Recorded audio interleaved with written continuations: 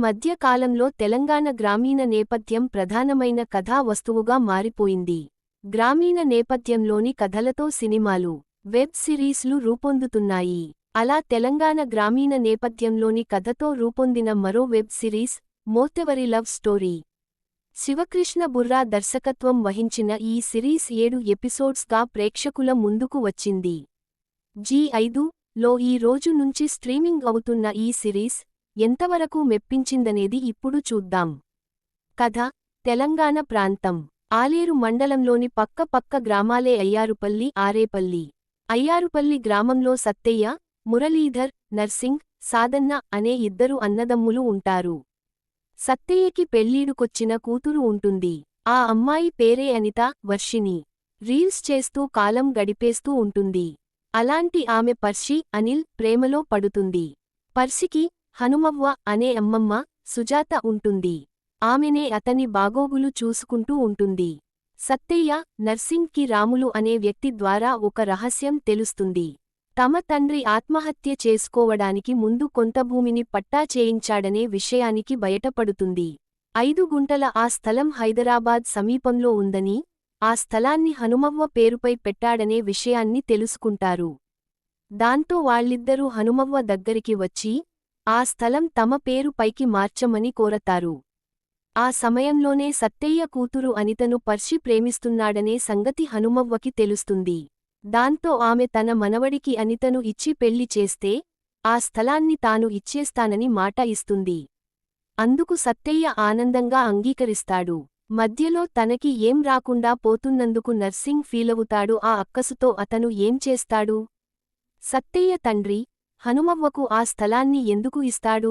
ఆ స్థలాన్ని చేజిక్కుంచుకోవాలనే సత్తయ్య ప్రయత్నం ఫలిస్తుందా? అనితతో పర్షి పెళ్లి జరుగుతుందా?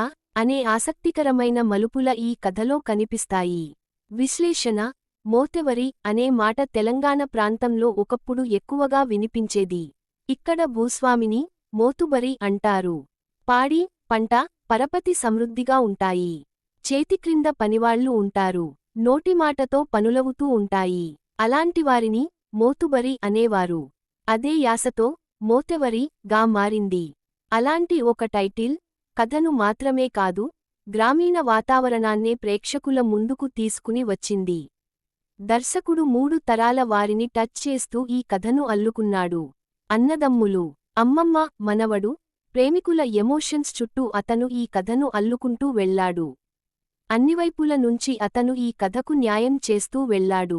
ముఖ్యంగా పల్లెటూరికి కూడా అతను ఒక పాత్రను ఇచ్చేశాడు. అదే మనకు అన్ని పాత్రలను దగ్గరుండి పరిచయం చేస్తుంది. ప్రతి సన్నివేశానికి కనెక్ట్ చేస్తుంది.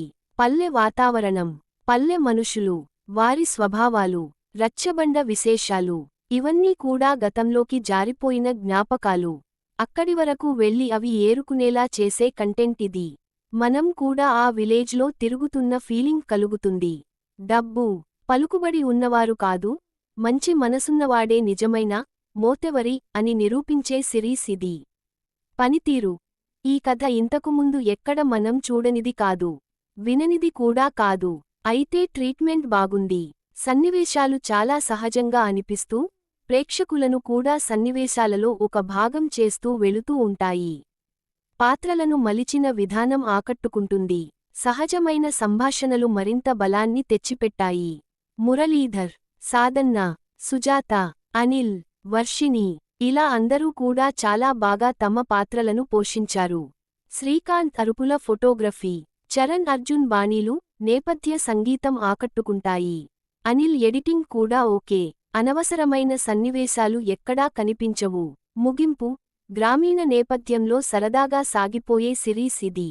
కామెడీ, ఫ్యామిలీ ఎమోషన్స్ను సమపాళ్లలో కలిపి నడిపించిన కథ ఇది.